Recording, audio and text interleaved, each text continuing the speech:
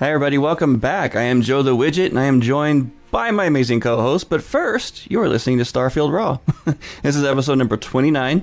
It is the episode we promised you guys last week, so we apologize for that, but things just got in the way.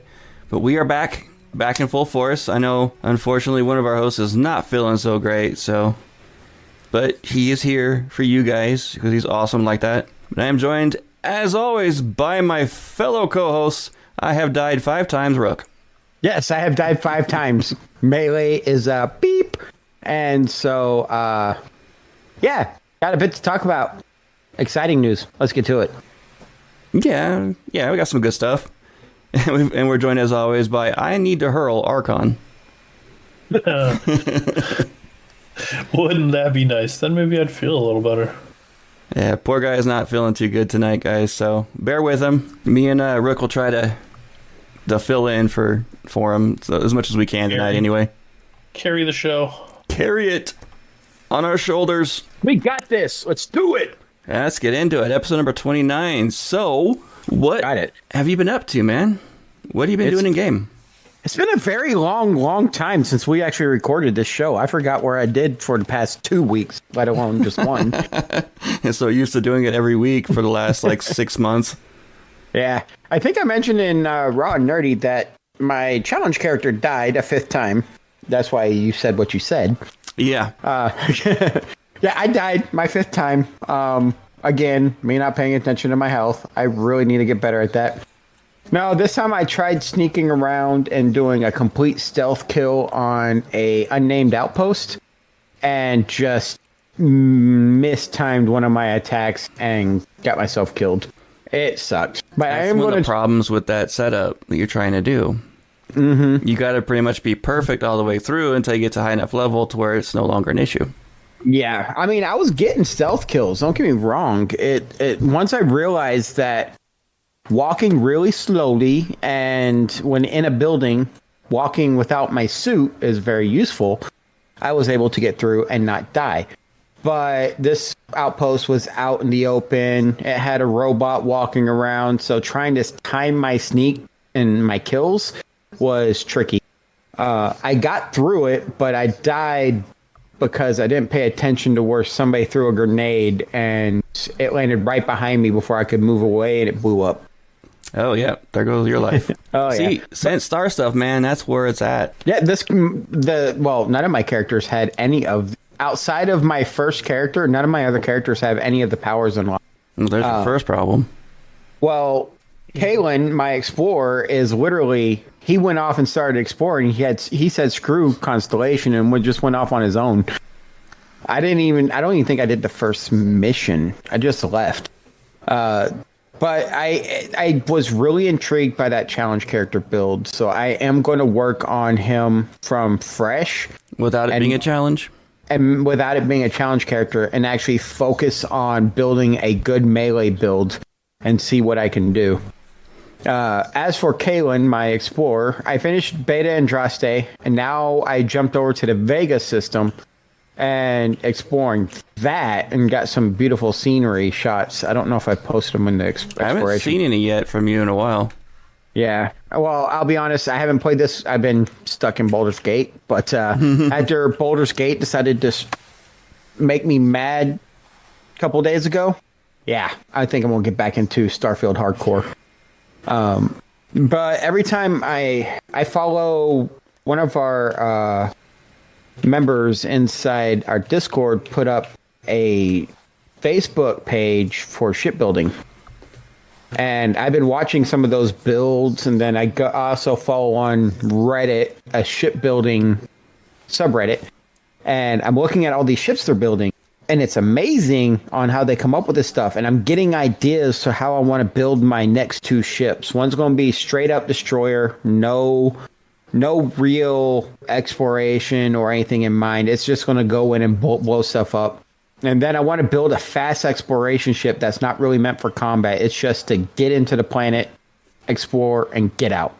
And I've seen some ideas on these 2 platforms that I am going to try mashing together to see what I can come up with. Well, how much of it is modded or So thankfully with subreddit, the subreddit Starship builds, I think, it's actually easy to tell because they require you to put a tag of whether it's modded, glitched, or vanilla. And glitched That ain't doesn't bad. mean that they actually do that, but They're actually strict. That subreddit has been fairly strict. I've actually looked through everything. I watched them shut down somebody because they didn't label their stuff right. It's actually nice. The one that I pay attention to the most is the Facebook group because they actually put in their thing no mods. And they have been strict about their posts being no mods. So I'm actually I want to see what I can do to build the ship the way I want it to look. Because I have a picture in my head. I just got to figure out how to translate that into the ship builder for Starfield. is it like something that's already existing that you're modeling it after, or is it just like a custom build?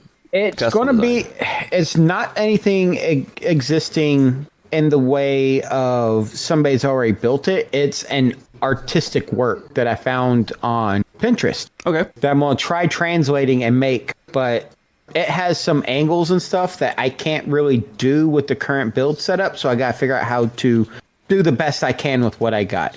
That's the whole challenge of it, man. I'm kind of curious what you're going to do. Because I've had that issue with my main character, but I'll get into more later on this, where I lost 25 levels in a complete New Game Plus. I remember you mentioning that. Yeah, so now I got to figure out what I'm going to be doing with him, because I'm going to be playing him a lot more on this new one. And this current one is the one, it's that period, because everyone knows I do that whole flip-flop. I do Constellation story, the next one I don't. And I do bad stuff, and I do mean stuff, and I do cool stuff. And then I go back to story so I can be with Andrasia, my boo. You flippy floppy. It's like every other one. And I found out that this is the one where I'm supposed to be with Andrasia. So I got to do the good stuff. I'm trying to figure out what I want to do, or if I just want to go right through the story and get right into the next New Game Plus. I haven't decided yet, but we'll get into that later. This is your moment, Rook. I know. The picture I just shared in our chat is what I'm talking about. It's one of those builds. Okay. So let me guess. The one that looks more like a carrier.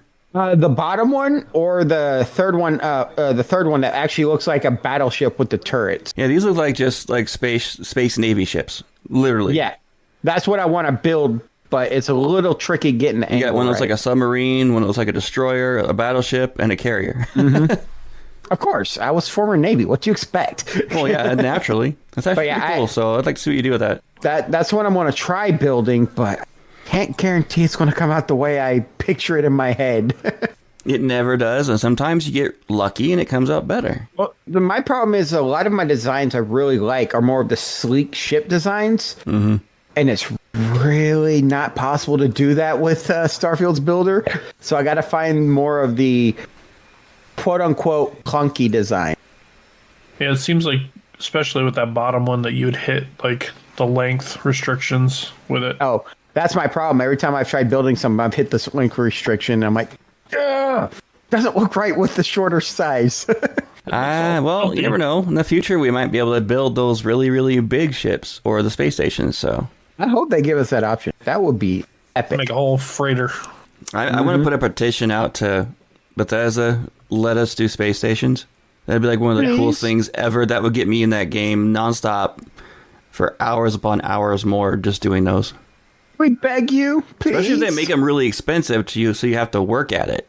Yeah, if they make it where you have to work at it and actually build from scratch, or not necessarily build from scratch, but actually have to earn all the parts you need to build the space station, like actually have a factory somewhere that's building the parts you need to take to your space station. What would be cool is they did like a little, Like a whole game in itself. like an intro quest where you got to go for like Eklund Stroud. Like they decide they're going to break into the whole space station thing.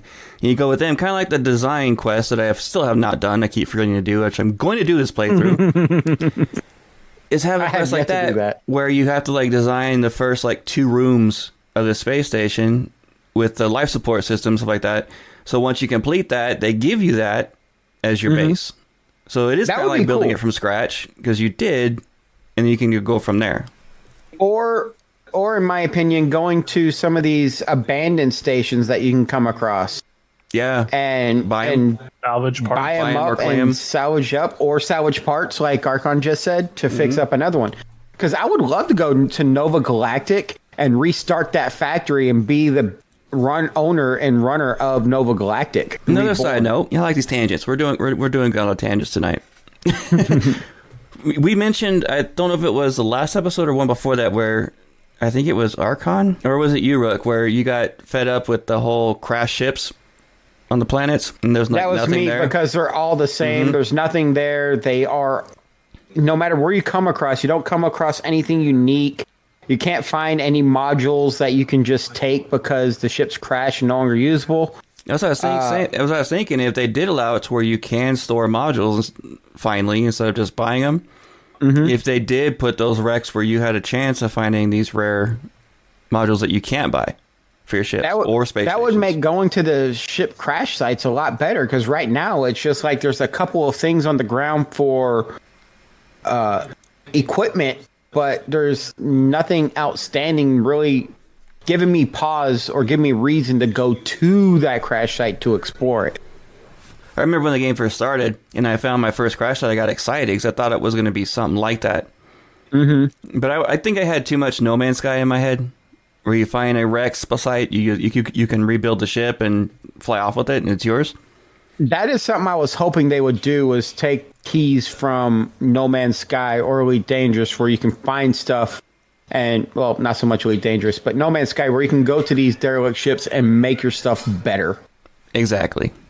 Yeah, that would be nice. It would add a kind of a little bit more depth to the game. Definitely. And So- I'm really hoping they do, at some point, increase that ability. Is there anything else with your week?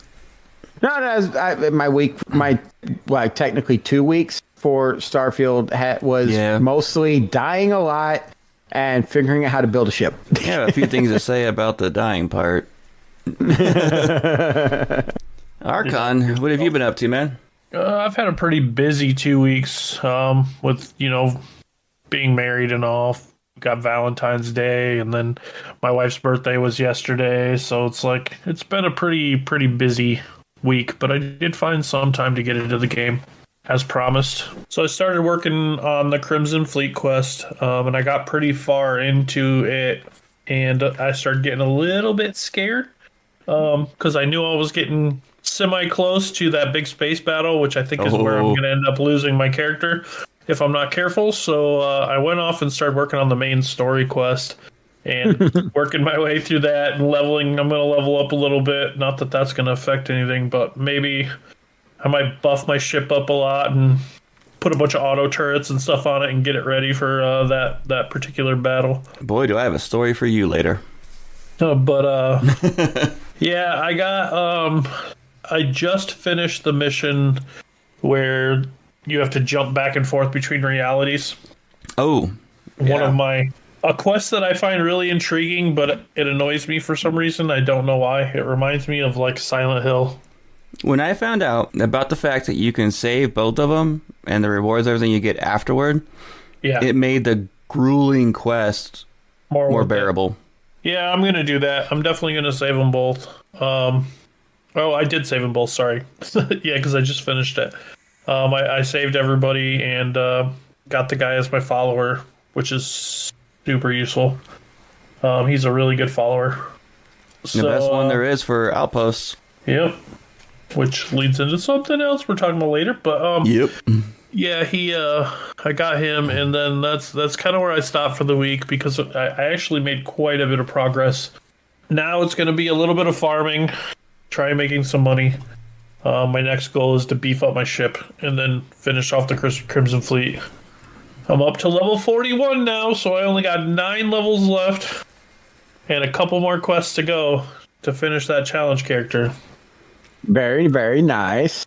I was joking around with my wife the other day. I was talking about how out of the three of us, I'm the one whose challenge character is lasting the longest, and then she's like, yeah, but you're also the one who plays the least. And I was like, that's fair. I mean, it is fair. It was a little bit of a dagger, but it was true. I mean, but I've also made it the furthest into this challenge character, and I'm gonna finish it off. I can feel it. Oh, I know I can do it. I just got to get past that Crimson Fleet mission. Well, you can do it. Yeah. Well, when my character can't even survive past level 8, yeah, I think you're going to be good. Well, What's that have to do with him? That space battle sucks because it literally one just mess up and you screw up your whole character. We were scared about the same thing, did the same thing to prepare for it, but mine went differently. Uh-oh. Mm-hmm. Do you lose the challenge character? I'll get to that point. We got to do story time with Wigit first. Well, that's, as far as in-game Starfield stuff goes, that's my week. So begin your story time with Wigit anytime you feel. All right, guys, it is time for story time with Wigit. Story time. So, I defeated the first Terramorph in the UC questline using the purple disruptor that I found in a chest right before the Terramorph thing came in. So I first went over the game to the kill lanes and all that. I love killing it before you even touch those kill lanes, just because what she says. So I wanted to try it, and it was on my challenge character, so I knew it was pretty stupid. But I got the purple disruptor, and I was able to stun that thing after like 4 or 5 shots, and then just pull my Orion out and just pelt it to death. It took about 3 stuns, and it was dead. So I didn't take any damage, no issues at all. So I got to the point right after that where the branch starts where you do the Crimson Fleet. So I want to do the Crimson Fleet, and I want to do it legit because that's how my character is. I didn't want to get arrested, so I did this way. And then, let me see here. Yeah, okay, that's one thing I did notice. That moment where you go on to the ship to go talk to the commander about becoming an agent. The guard walks you up there, right? And there's a huge difference on how they treat you and what he says walking you up, depending on if you got caught stealing or doing something bad, or if you volunteered it. Because when I did it with the whole volunteer thing, they treated me like some kind of war hero for killing a Terramorph, and that's all he talked about. How impressed they were and how awesome I am. When you do the get caught, man, they look down on you and they just rag on you, and that's it. Yeah. I can see that. That makes total sense, actually. And there's one thing that bothered me about starting the Crimson Fleet as a Vanguard.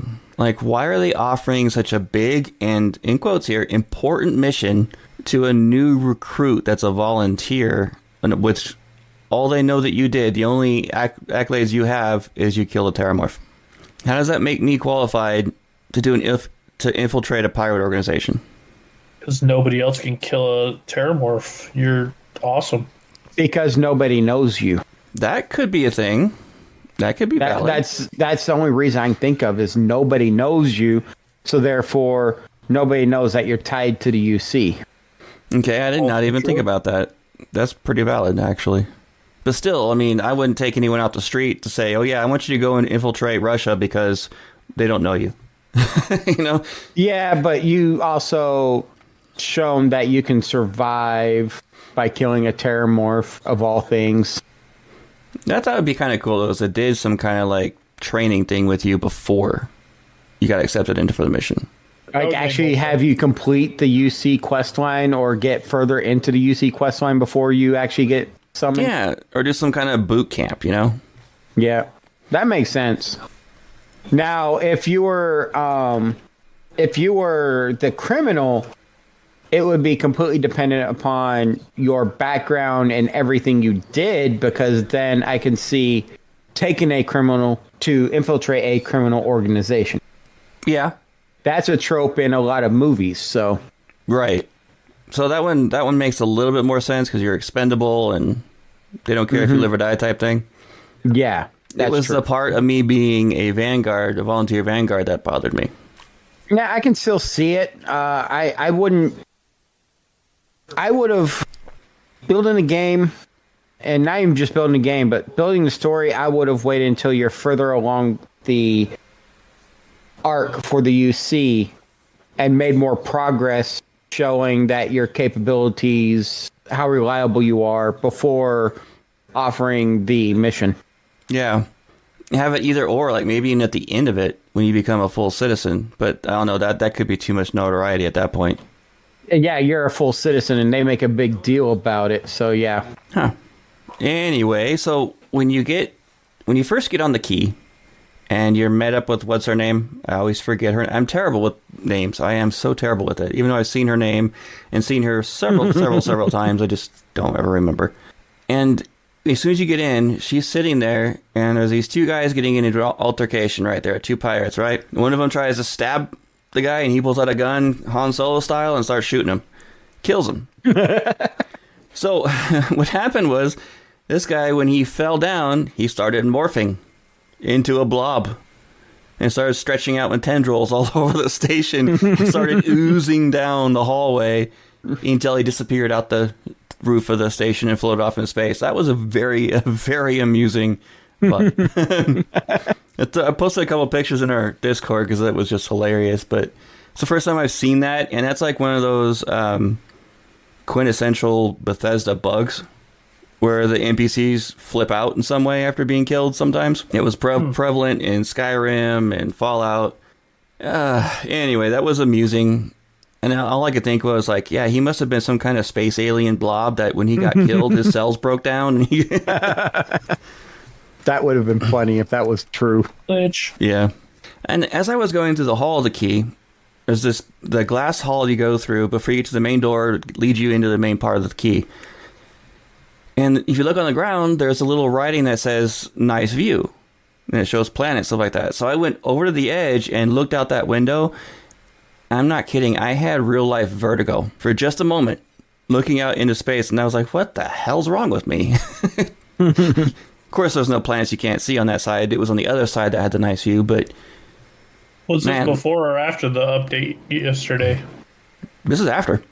Oh, so this is with the new updated performance and everything. Okay, that makes sense. Yeah, it gave me vertigo. It was the weirdest thing.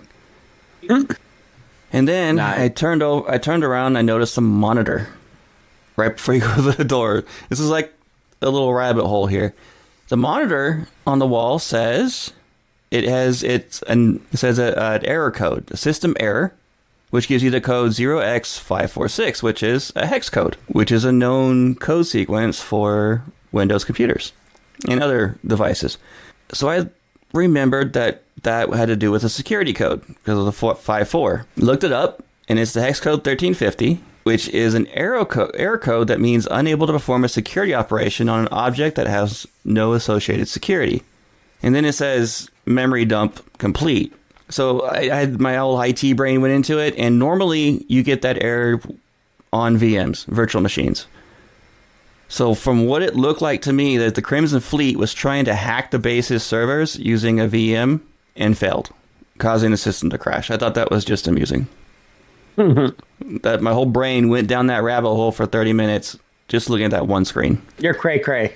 Cray-cray, yo. So I did the whole tour of the key like you always do, and I got the same thought as Archon, like, this space battle is going to be coming up.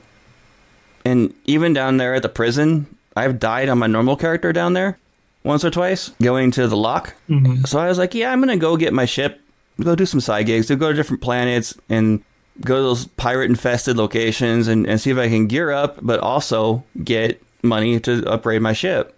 The very first planet I jumped to, which I did not write down the stupid name, it wasn't far in a nearby system. I got there, and I was immediately ambushed by 3 level 40 plus Crimson Fleet ships.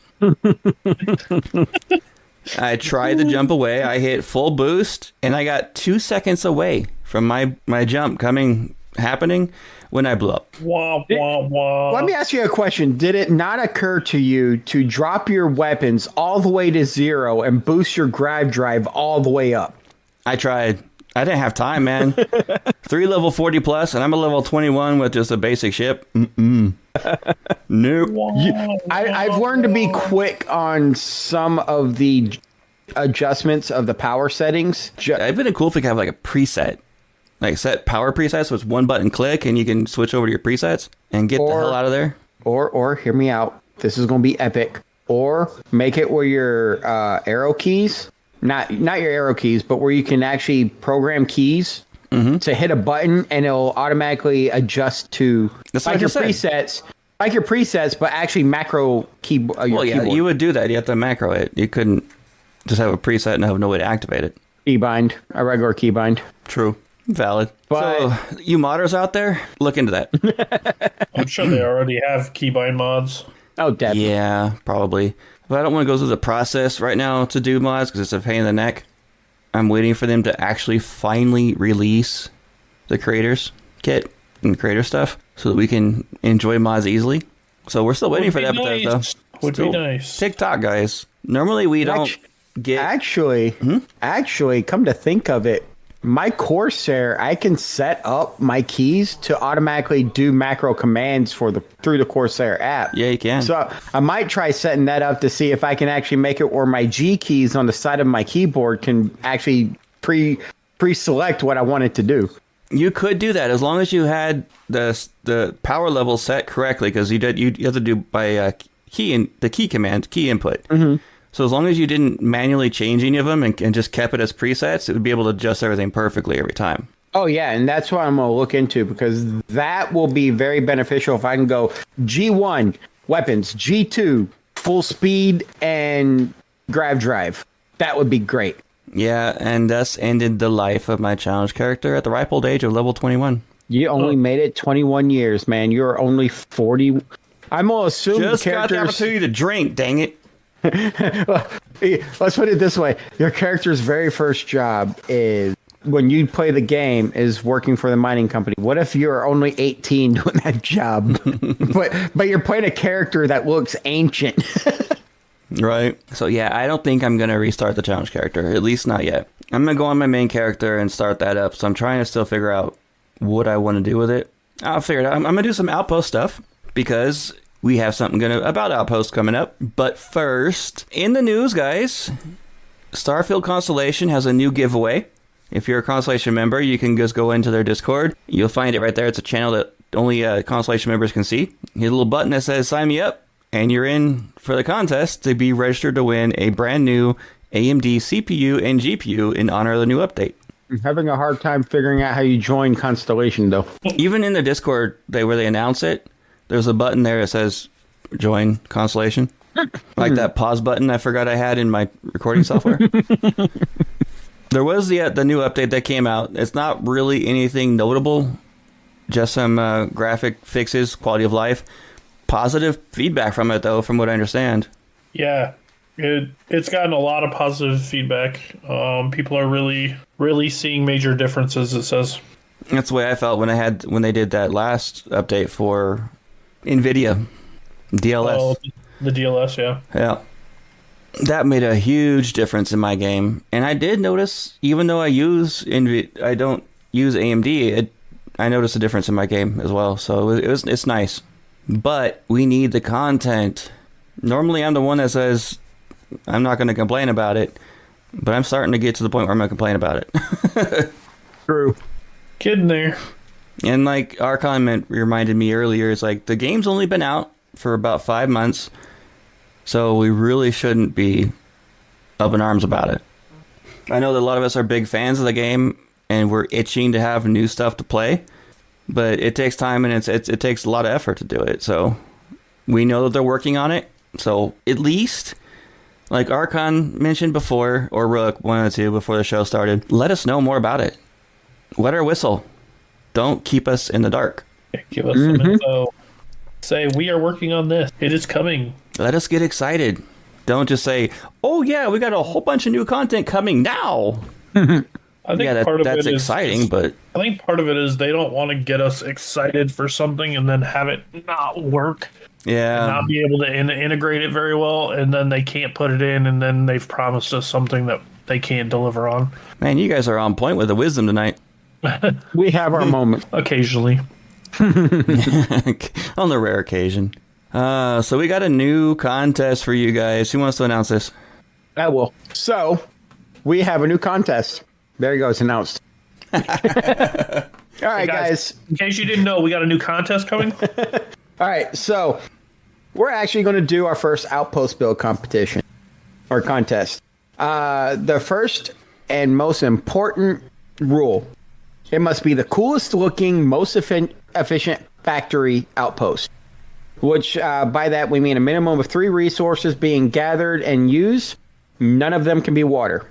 We want to see the storage done in a creative way. Bonus points for automation and robots. And for me, bonus points for the most factory-looking outpost. No mods allowed. That's why I bolded the factory on their notes. Yeah. No mods allowed at all. Submissions must be submitted via Discord in the contest channel. 1/4 of the vote for the winner will be from our Discord listeners. So we're going to let you guys vote before we decide on the winner. Before episode 32, we're going to.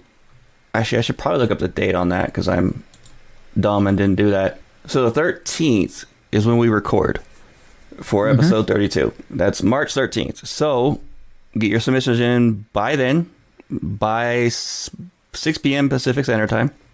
And then we're going to, before that, in that morning, we're going to allow you guys to open it up to let you guys vote for your favorite one. And we'll tally up. Whoever gets the most votes will count for 1/4 of the overall winner vote. The other 3 votes being us, the host. Actually, let's do it the 12th. Okay. The day before. That way we have time to actually have our discussions and we don't feel rushed. Good point. So March 12th, guys. A little modification there. Last modification for now. Nope, that's it. That's all I got. But we really want to see as much detail as you can put in your screenshots. If you can do a video, awesome, but it won't be any bonus points for it. We just want to see what you can do inside the outpost, outside the outpost. We want to see all the key points. So take your screenshots, post them in the contests, and yeah, good luck. And based on what I've seen from some of y'all in the actual Discord, this is going to be a cool challenge because some of y'all can build some really cool looking bases. I'm going to even try doing it, actually, because it got me a little excited. And we kind of figured it was fitting because the last contest we did was the cargo ship. So it's on the same vein. And then we're going to get into the more fancier stuff, probably like the fighter ship and then maybe the coolest living space outpost. The most homely outpost. On a beach, overlooking the ocean of some foreign planet with some 5-headed flying monstrosity outside your window. No, our luck, it would glitch through the window. No, that's my luck. It'd either eat my face in 2 seconds when I try to sleep. I know, right? All right, anything else you guys want to add on that? Not to me, that actually is a good set of ground rules. Yep. Okay. By episode 32, which will be on March 12th, end of day, get your submissions in. We'll start the voting. We'll announce the voting in Discord, so look out for that. All right, so we got our Around the Discord. Illness, one of our more outspoken listeners. Actually, I thought he's a new guy. He just recently joined. Yeah. Where'd you go, Poor man? Illness. And apparently he had some issues with his account. We lost sight of him for a while. He said, once again, I started over 100% with a new player character. I am close to going through the Unity for the first time with this character. I'm going to treat it like Doctor Who and 100% change the way my character looks each Unity trip, but keep the name the same. Yes, what do you do each Unity trip to keep your new world fresh for yourself? For me right now, I haven't been through the Unity in a while, but when I was going through the Unity, it was changing my gameplay up each time I went through. That for me made it worth it. Changing up your gameplay, how though? Literally, my default character, Rook, my very starting character, his playstyle was a good guy. Always out there helping, donating money, all that stuff. My second playthrough, I was more of the I don't care, I'm all about me. My third time through, I was a and watching people's reactions when you're a is yeah. They don't like it. It's hilarious. Yeah, that's why I do the alternating on each New Game Plus, where I do the main story, have my boo. Once or twice, I switch it up a little bit on who I take with me, but it's mostly always Andraja. I can't help it. And I just change up how I do the main story a little bit. Usually those playthroughs are the shortest ones. I go through the main story, I get married, I'm done. And then I go into the one without doing the story, skipping it, and that's when I go crazy. I'll try different things. every time. I'll do one or two different things different, and then I'll go to the next New Game Plus. So I'll just keep refreshing it. I personally don't care about how my character looks, honestly. I've never have in any game. Never been my thing. I know there's a lot of people that really care about that, Archon, but I personally don't care about that. I do care about like how my character plays.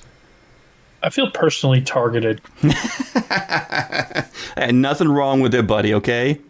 No, my thing is, has anybody tried playing as a 100% straight pirate? I tried. Remember, we had that challenge, and I played Edward Teach. Mm-hmm. Yeah, I remember that. Yeah. And it was hard. I did not succeed. I've actually figured out it's easier for me to take out a ship and make it vulnerable for me to board if I'm going up against an overpowered ship than it is for me to sit there and go after the ship standard combat way. The standard combat way. I might, on my next New Game Plus, on my main character, do a complete a-hole playthrough. I did the one where I was nothing but a killer assassin. That was a lot of fun. There was an option to kill, I killed. Wigit, I'm going to need you to do a playthrough where you make Barrett your boo. I'll think about it. All the way through till you get married to Barrett. Why? I think you're going to need to do a pacifist playthrough. While married to Barrett. Oh, no. That won't happen. That's While married to... fun. Yeah, but it goes completely against Wigit's playstyle. I have actually... Well, no, I just befriended Barrett, but I used him as on one of my games as a my companion all the way through and did his whole companion story, but I never did the whole flirting thing. Now, it might be something to check out, but I'll think about it. But Andrasia, man. It's Andrasia. Of course. So what do you do, Archon?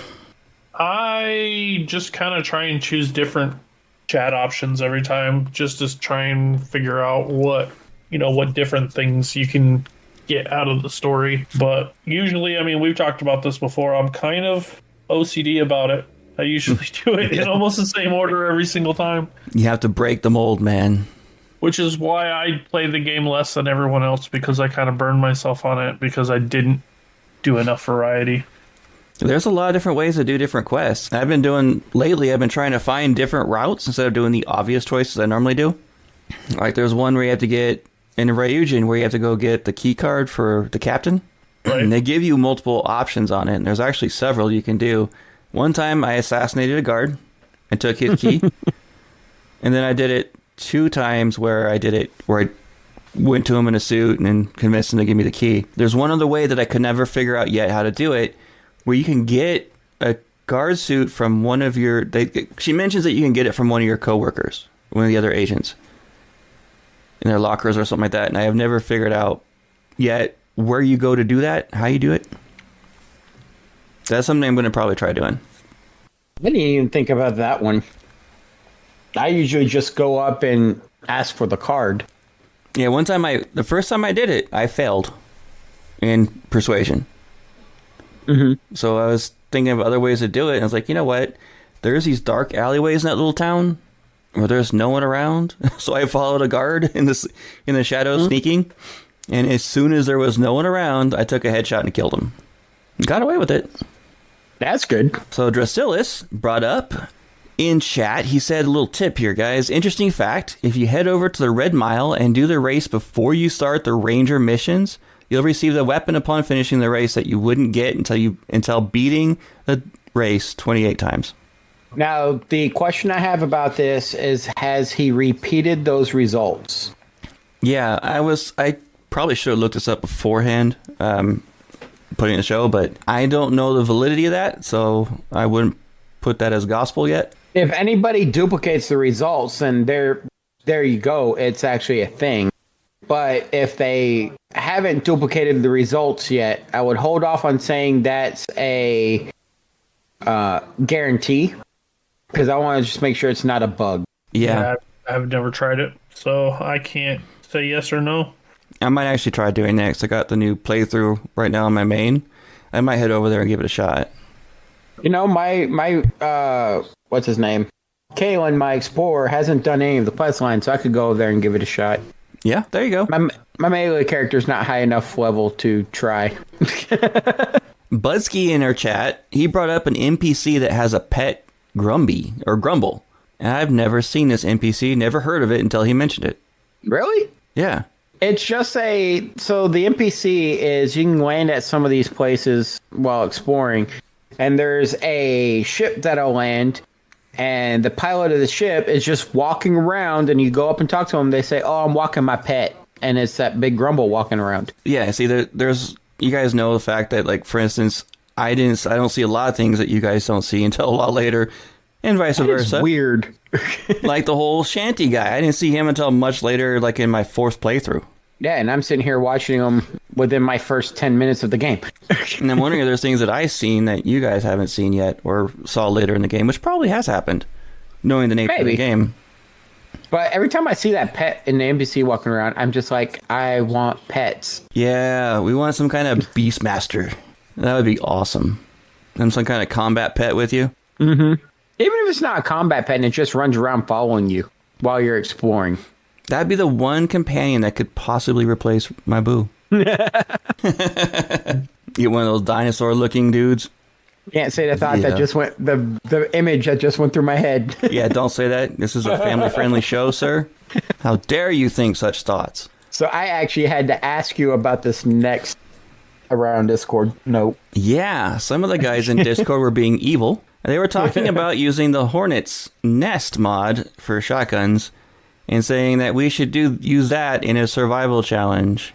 No, so that's more suicidal than Rook doing his melee challenge. No, I would have probably done better with the Hornets nest mod than the melee challenge. I don't know, you probably get to your first enemy and just blow yourself up immediately. No, because actually with the ranged weapons, I tend to stay at a distance. I actually try sniping with shotguns. But it's a shotgun. Well, yeah, there's your problem. Well, there's your problem, dude. Hey, there's one called the Breacher or something like that. It's a good long range shotgun. Yeah, long range shotgun is a little bit of an oxymoron. I think like the maximum range you'll get on a long range shotgun's like 50 yards. In real life, maybe. Yeah, this is a video game, and that's using slugs. This is a video game. Yeah, but still, you kind of want somewhat realistic physics when it comes to your weaponry. Somewhat. And every time I shoot a gun on a moon, it should start right. The bullet should go straight and never drop. No, it'll gain velocity. And on a heavy gravity world, every time I shoot, the bullet should drop severely. You gotta brush up on your physics, man. I have. But yeah, and the short guys, no, there's no way in the heck I'm going to do a challenge using only Hornet's Nest. I might not use a challenge, but I'll probably challenge myself. Unless it was a challenge to see how often I could die? Nah. No. I tell you what, if they ever add multiplayer to the game, I'll run with Hornet's Nest. Yeah, I'll stay way back. You go ahead. You can watch me through the scope just blow up. Let's make it even more challenging. You can only use mines in Hornet's Nest. That's doable, though. It's doable. Just double blow up in your face type scenarios right there. Hey, some of the best things is getting the guys that like chasing you, just throw mines in a room and then go run and hide around the corner. That is fun, doing kill lanes of mines. I've done that. Lately, what I've been doing with on my challenge character, before he, God rest his soul, but I would throw the mines at them as they were running at me, and they'd just explode in their face like a grenade. So it was awesome. Using those cryo mines at those robots works every time. Yeah, when I was getting against enemies that were way overpowered for me, when we first played the game, I had the cryo mines. I would freeze the enemy on the ground, jump up on a high box and start shooting them until I ran out of ammo. This is why you need your powers on your challenge character, man. This was back in the early games. Yeah. When we were still learning the game. Same correlation there, okay? You just think I need powers. Yes, everyone needs power. My Explorer is not using any powers because I plan on finishing exploring with my Explorer before I start the rest of the main story. Yeah, good luck with that. I'm like a tenth of the way through. Rook has explored. Yes. Oops, I did it again. We're not doing that again. I explored that planet. Not happening. Sorry. So yeah, if you guys are interested in being a part of these interesting conversations on our Discord, discord.gg/raw podcasts. R.A.W. podcasts. And come join us. If you've never used Discord, you've been living underneath a rock, and you need to try it now. Also, if you come to our Discord, as you heard me mention earlier, we have another podcast called Raw and Nerdy. And we talk all nerdy stuff on our chat. We're not just Starfield. So I completely forgot about something that we promised we were going to talk about on Raw Nerdy that we need to talk about now. Oh, the Xbox thing. So, good news is there are 4 games that Xbox is removing the exclusivity from. However, none of them are the games that we think. Nope. Sorry, guys. Starfield is not going to PlayStation yet. It is not. Wah, wah, wah. So I would say I told you so, but I'm not going to. So let's move on. But no, guys. Yeah, they announced it that, and the games they did announce were kind of I didn't even know about these games. It's Hi-Fi Rush, Pentiment. I know Hi-Fi. Sea of Thieves is the only one I knew, and then another game called Grounded. Oh, yeah. Grounded. Yeah, Grounded's actually coming out on. They just announced it at Nintendo Direct for the Switch as well, so that makes sense. So I don't think we're going to see any Xbox high-profile games anytime soon that make them a lot of money coming out for multi-title. So I wouldn't hold your breath. I think you are wrong. And the reason why I think you're wrong is because Phil Spencer himself said that he thinks that there will be no exclusive titles within 5 years. Like I said, anytime soon. At least you did not say anytime soon, sir. You forgot that part of the statement. You just said you didn't think it was going to happen. Listen to the podcast and be like, oh, right, he did say that.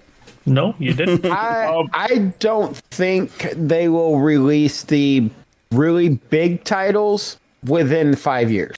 It's funny that he said that, though, because I kind of brought it up with these guys just kind of half joking, but 100% serious that, like, he says that there won't be any exclusives within 5 years, but I think it's going to be a cold, dead night before Nintendo ever releases the rights to any of their... Sony won't either. Like, yeah. I mean... And I think that's from Mr. Spencer. I think that's all talk.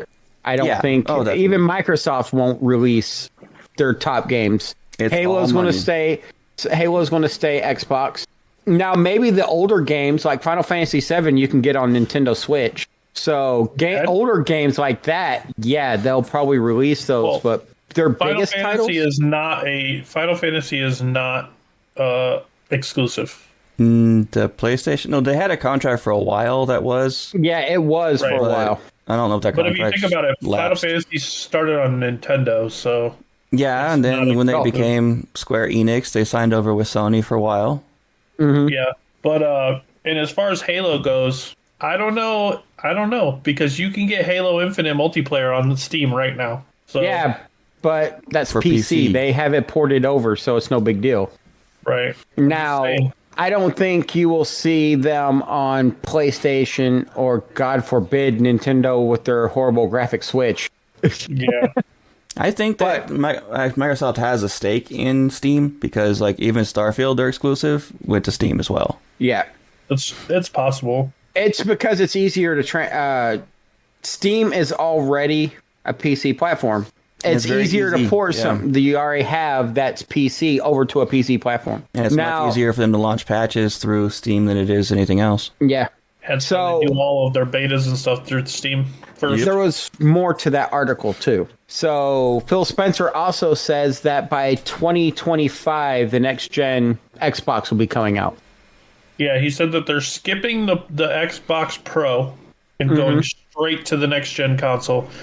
And he even boasted, I don't know if this is true, but he even boasted this is going to be the greatest technological leap of any other console. They always say that stuff. So they're projecting that the next PlayStation, will come out in 2026, and Microsoft is actually trying to release well before them to get a head start. I thought PlayStation 6 was projected for 2028. It's one of those even numbers. Yeah. Because the new Xbox was also supposed to be 2028, and they were supposed to come out with their Pro versions in like 2025. They still don't have the supply thing figured out. What the heck? I mean, you can't even walk into a store and get those now, still. Yeah, you can. Yeah, you can. The stores I went into recently, they had no PlayStation 5s, they had no Xboxes. The Best Buy had them last time I went there. Yeah, every store here, you can walk in and buy 5 of them if you want. They're all over the shelves now. There is my luck in action, guys. Yep.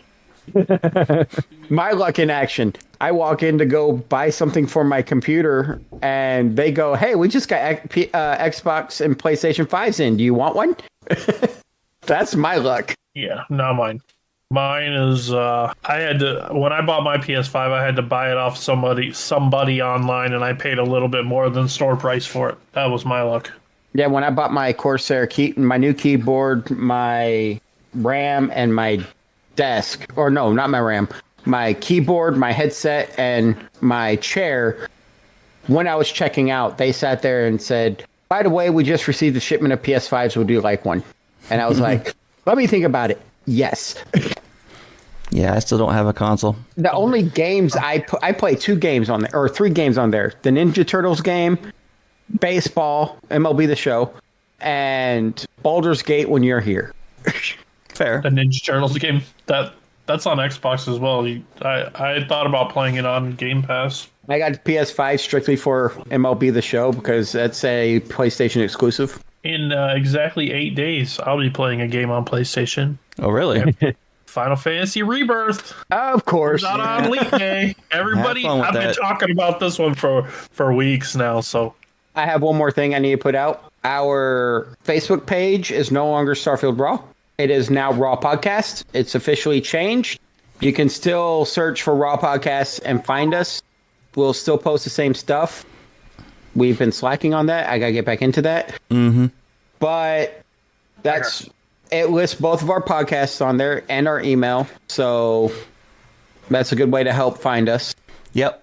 And you can always, like always, guys, you can reach us through the normal channels, through X, at Starfield Raw. Our email, if for any kind of business or anything else related to the show, starfieldraw@gmail.com. We check that email religiously. And yeah, like I mentioned earlier, our Discord, discord.gg/R.A.W. PODCASTS. You can come join us, talk to the like-minded people, and just have a good time. You can follow join in on our contests. Yeah, key right there, contest. And you can follow me individually. I am on Twitter, Xbox, Steam, everything at the Wigit, THEWIGIT. You can follow us as a group on Instagram at Raw Podcast 1, but you can follow me personally on almost everything as Tomcat213 or on X and Steam at Rook213.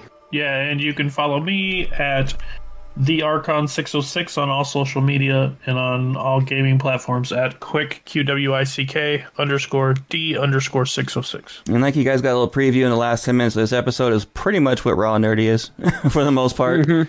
So if you're interested in that kind of thing, check it out, guys. I know that me and Archon are currently working on doing a little review of Nightingale, which will probably be out in a couple episodes. And I'm hoping... go ahead. Nope, you first. Just saying, I will also probably be doing at least a little bit of a review on Last Epoch, which is another ARPG that just released today. Terribly so far. So. And I'll most likely be doing a review on Helldivers 2. Another big title that's been popular lately. Mm-hmm. All right, guys. Thank you so much for listening. Have a fantastic week. Y'all stay safe out there in the deepest black. Have a great week, guys.